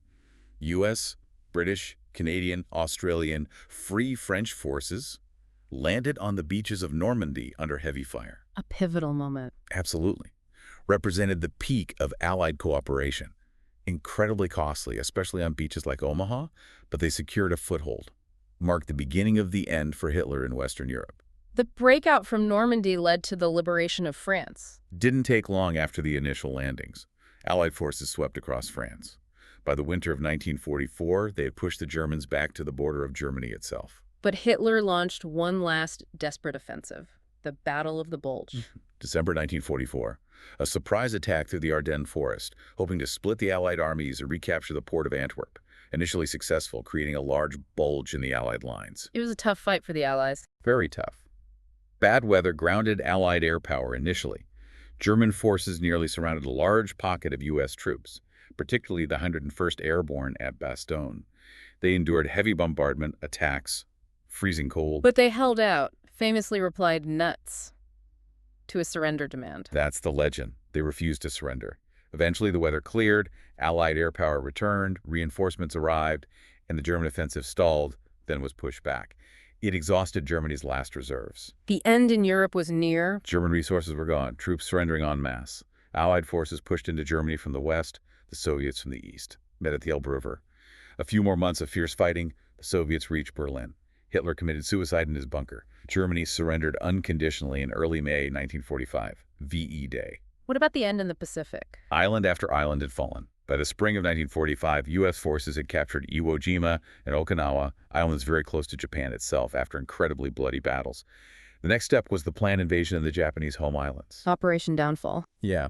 Military planners expected it to be unbelievably costly. Estimates ran into hundreds of thousands, maybe even millions, of Allied casualties and many millions of Japanese casualties, given the fierce resistance on the outer islands. Then FDR died. Suddenly, in April 1945, Vice President Harry Truman became president, inheriting the final stages of the war. And he learned about the Manhattan Project. Immediately informed about the top-secret program that had successfully developed and tested an atomic weapon, led by physicist Robert Oppenheimer, a weapon of unprecedented destructive power.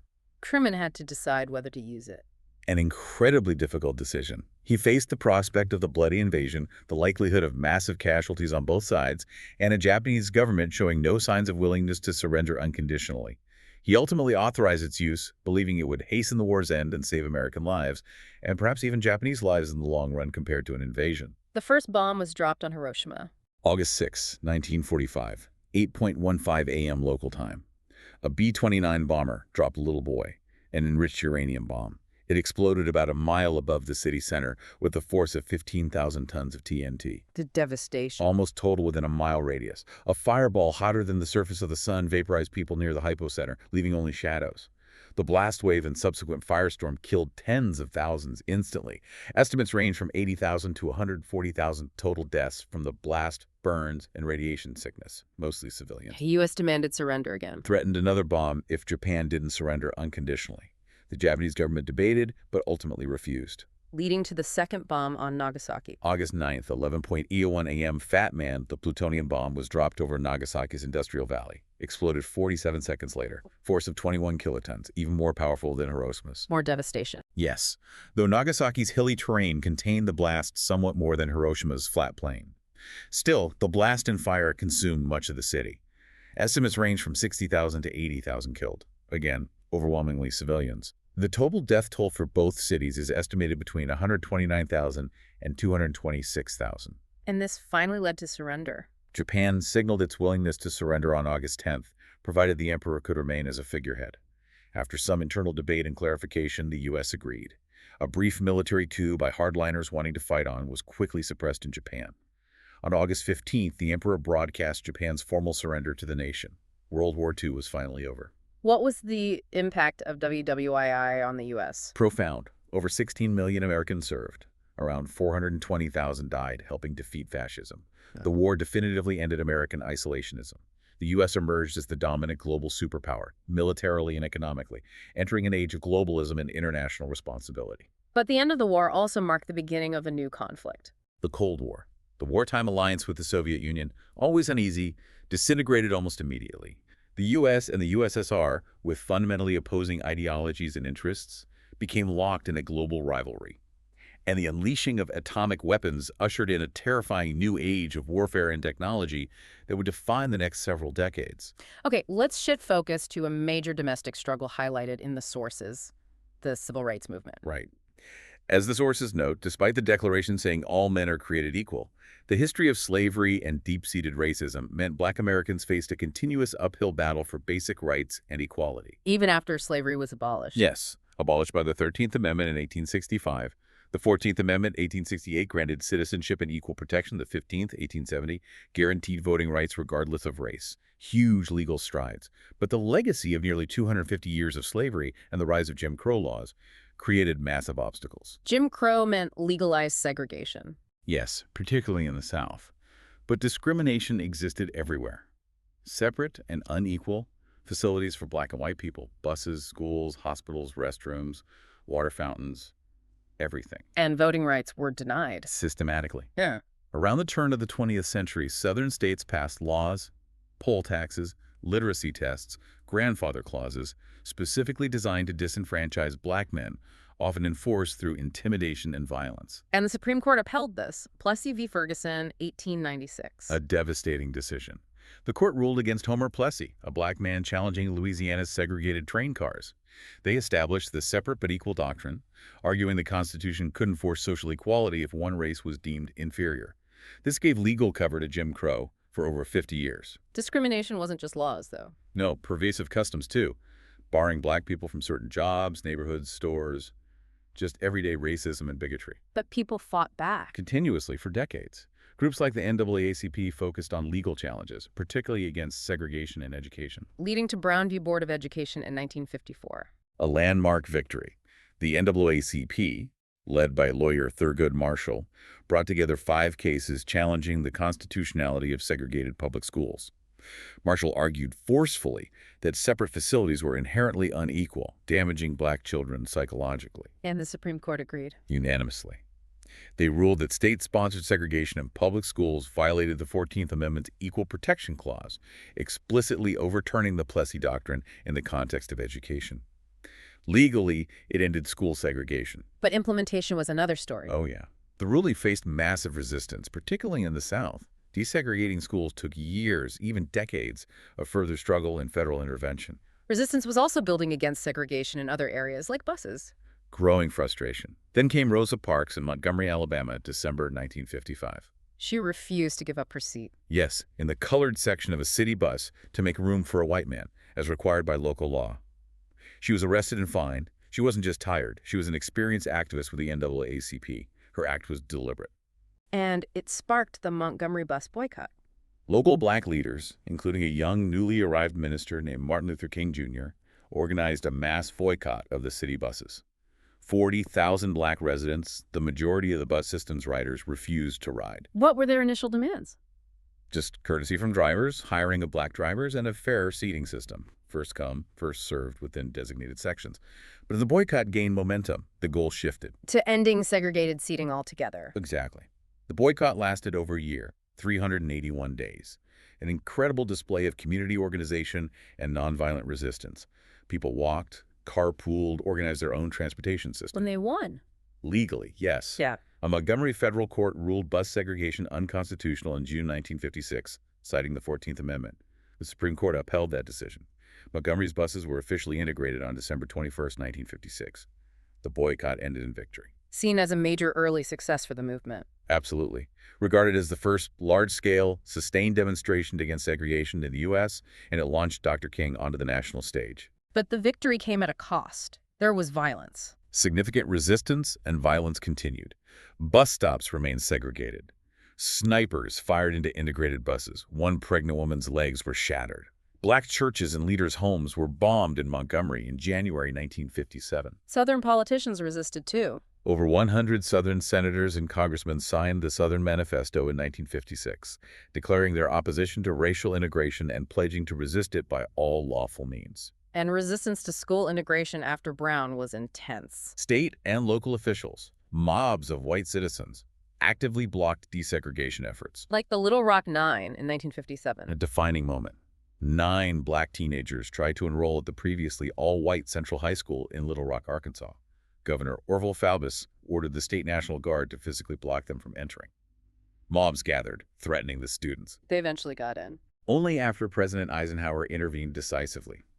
He federalized the Arkansas National Guard, taking it out of the governor's control, and sent in troops from the U.S. Army's 101st Airborne Division to escort and protect the students. They finally attended regular classes, but endured horrific harassment all year. After Little Rock, nonviolent protest intensified. Yes, tactics like sit-ins at segregated lunch counters, starting in Greensboro, North Carolina in 1960, spread rapidly. And the Freedom Rides in 1961. These became signature methods. They drew national attention. Huge nationally and international coverage, yeah. But they also provoked incredibly violent backlash. Tell us about the Freedom Rides. Organized by CORE, the Congress of Racial Equality. Interracial groups of activists rode interstate buses deep into the South to challenge segregation in terminals and on buses themselves, something the Supreme Court had already ruled illegal for interstate travel back in '46, but wasn't enforced. What did they face? Arrests in Virginia, brutal beatings in South Carolina. In Anniston, Alabama, one bus was firebombed, and riders were viciously attacked by a mob that included police and KKK members when they tried to escape. The violence was shocking. Did the rides continue? The initial core ride was halted by the violence, but student activists from Nashville picked it up and continued, facing more violence and arrests, particularly in Mississippi. What was the impact? The intense media coverage, with Dr. King acting as a spokesman, put enormous pressure on the Kennedy administration.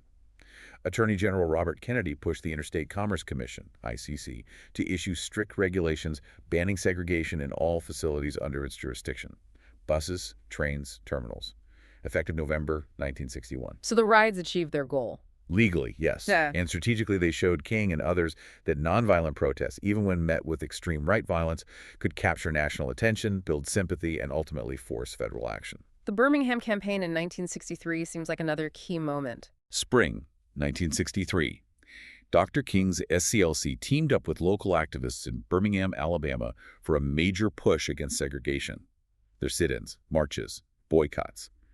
They targeted Birmingham deliberately because it was known as one of the most rigidly segregated cities, run by the notorious Commissioner of Public Safety, Eugene Bull Connor. The goal was to provoke a crisis. To create a situation so dramatic, so unjust, that it would force the federal government and the nation to confront the reality of segregation. Activists held meetings, trained in nonviolence, staged sit-ins, boycotted downtown businesses during the crucial Easter shopping season. Hundreds were arrested, filling the jails. Including Dr. King. Yes, he was arrested and wrote his powerful letter from a Birmingham jail during that time, defending the strategy of nonviolent direct action. When the jails were full, organizers made a controversial decision. To involve children. The Children's Crusade. May 2nd, 1963. Over 1,000 black students, some very young, marched downtown. Hundreds more were arrested. The jails overflowed. How did Bull Connor react? Unleashed the full force of his police. Ordered high-pressure fire hoses turned on the child protesters, knocking them off their feet. When adults watching through rocks, Connor ordered police dogs to attack the crowds. The images were horrific. It broadcast around the world, fire hoses blasting children, dogs lunging. It triggered national and international outrage. The Kennedy administration sent a negotiator to speed up talks between activists and the weakening business community. A truce was reached. On May 8th, a compromise. Protests would end. The city agreed to remove whites-only and blacks-only signs from restrooms and fountains, release jailed protesters, desegregate lunch counters over time, and create a plan to hire more black workers. A partial victory. Yeah, not everything protesters wanted. Some activists felt they should have held out for more. The city desegregated slowly, but the national impact was enormous. Birmingham focused the country's attention like never before, dramatically increased support for civil rights legislation, and solidified King's status. This built momentum for the March on Washington. August 28, 1963. The March on Washington for Jobs and Freedom, organized to advocate for both civil rights and economic justice for Black Americans.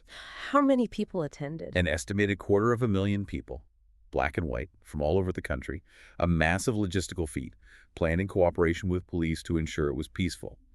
The demands included passage of meaningful civil rights laws, an end to segregation, fair employment practices. Time for the centennial of the Emancipation Proclamation. Yes, emphasizing that 100 years later, the promise of freedom remained unfulfilled. And this is where Dr. King gave his I Have a Dream speech. Delivered from the steps of the Lincoln Memorial, a masterpiece of rhetoric calling for an end to racism, appealing to America's founding ideals. It became one of the most famous speeches in American history. What was the impact of the march and the speech? Widely credited with providing crucial momentum and public support for federal action on civil rights. Leading to the Civil Rights Act of 1964. Signed into law by President Lyndon Johnson, it outlawed discrimination based on race, color, religion, sex, or national origin in public accommodations like restaurants, hotels, public education, and employment. A landmark achievement. And the Voting Rights Act of 1965. Which finally prohibited racial discrimination in voting practices, authorizing federal oversight to ensure black citizens could register and vote freely, particularly in the South. These two laws were transformative. The two most important pieces of civil rights legislation since Reconstruction, yes. They effectively dismantled the legal structure of Jim Crow, although the fight against discrimination and for true equality obviously continued. Okay, let's briefly touch on the Vietnam War, another major event overlapping this period. The sources link it to the Cold War context. Definitely. The U.S. commitment to containing communism led it to get involved in conflicts around the globe, sometimes in situations that were, well, unfavorable, backing governments simply because they were anti-communist. And like in South Vietnam. The U.S. supported the strongly anti-communist, but also repressive and unpopular, government of Ngo Dinh in South Vietnam against the communist North Vietnamese forces seeking to unify the country. U.S. involvement escalated under President Johnson. Dramatically. Starting around 1964-65, the U.S. began regular bombing campaigns against North Vietnam Operation Rolling Thunder and secretly dropped millions of tons of bombs on neighboring Laos, trying to disrupt supply lines, even though Laos was officially neutral.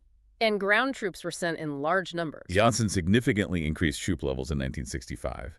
82,000 by June, another 100,000 by July, another 100,000 in 66. Allies like South Korea and Australia sent smaller contingents.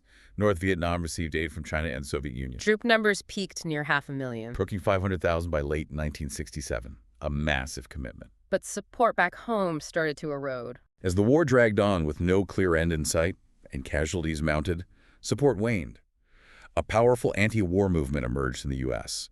Protests grew against the draft, the high number of civilian casualties in Vietnam, and U.S. support for the corrupt South Vietnamese dictatorship. Morale among troops suffered too. Reports of low morale, drug use, racial tensions, even mutinies and attacks on officers, fragging.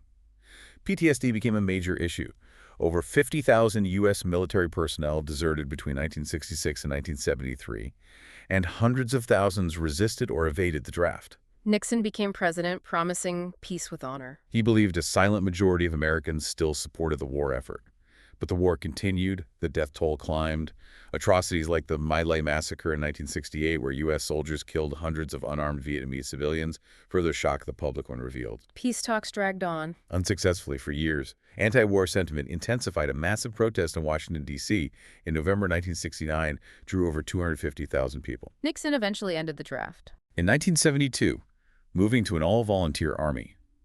The leak of the Pentagon Papers in 1971, revealing secret government documents about the war's escalation and mismanagement, further damaged public trust and support. How did U.S. involvement end? Open hostilities between the U.S. and North Vietnam officially ended with the Paris Peace Accords in January 1973. U.S. troops withdrew, but the conflict between North and South Vietnam continued until April 1975, when North Vietnamese forces captured Saigon, the southern capital, unifying the country under communist rule. So the U.S. effort ultimately failed. Completely failed to prevent a communist victory. The 20-year war took an enormous human toll. Estimates suggest around 2 million Vietnamese were killed, 3 million wounded, 12 million became refugees. About 58,000 Americans died. And the impact on the U.S. Deep divisions. Many anti-war Americans lost faith in their government. Many pro-war Americans felt betrayed. The sense of national invincibility shattered. The conflict bitterly divided the country, and its legacy shaped American politics and foreign policy for decades. Which brings us back briefly to the overarching Cold War context the sources mention. Right. After WWII ended in '45, the wartime alliance between the U.S. and Soviet Union fell apart almost immediately. Tensions escalated rapidly between the capitalist West, led by the U.S., and the communist East, led by the USSR. A competition between systems. Each side wanted to prove its economic and political system was superior. One major arena for this competition became technology, particularly space exploration. The space race. Both nations realized putting a human in space would be a huge propaganda victory. The technology needed came directly from the development of intercontinental ballistic missiles, ICBMs, during the nuclear arms race. Powerful rockets. When did the space race officially start? The competition really kicked off around August 1955, when at first the U.S. and then days later the Soviet Union announced their intentions to launch artificial satellites into orbit within the next couple of years for the upcoming International Geophysical Year. The race was on. Wow, that was an incredible sweep through American history. From the first European settlements and conflicts with native populations through the Revolution, the challenges of nation building, westward expansion, the Civil War and its aftermath, the transformations of the Gilded Age and Progressive Era, 2 world wars, and the long struggle for civil rights, all set against the backdrop of changing relationships with the rest of the world. Yeah, it's a lot to cover. We've seen these recurring themes pop up again and again, the drive for expansion often clashing with the rights of others, the gap between American ideals and, well, harsh realities, the way global events constantly shape things at home, and that ongoing difficult struggle for equality and inclusion. It's definitely a history filled with contradictions, isn't it? Triumphs, tragedies. For you listening, thinking about these patterns, conflict over land, over rights, over what the nation even means, that just keep repeating throughout this long story, what does that suggest about how the United States is still evolving? How might these deep tensions continue to shape its future? It really gives you a lot to chew on. It certainly provides a powerful lens for understanding so many of the debates and challenges the country faces today. You can hear the echoes of these historical patterns in current events in ways that are, well, hard to ignore once you see them. Thank you so much for bringing us these sources and letting us take this deep dive with you. We really appreciate you trusting us to navigate this complex and absolutely vital story.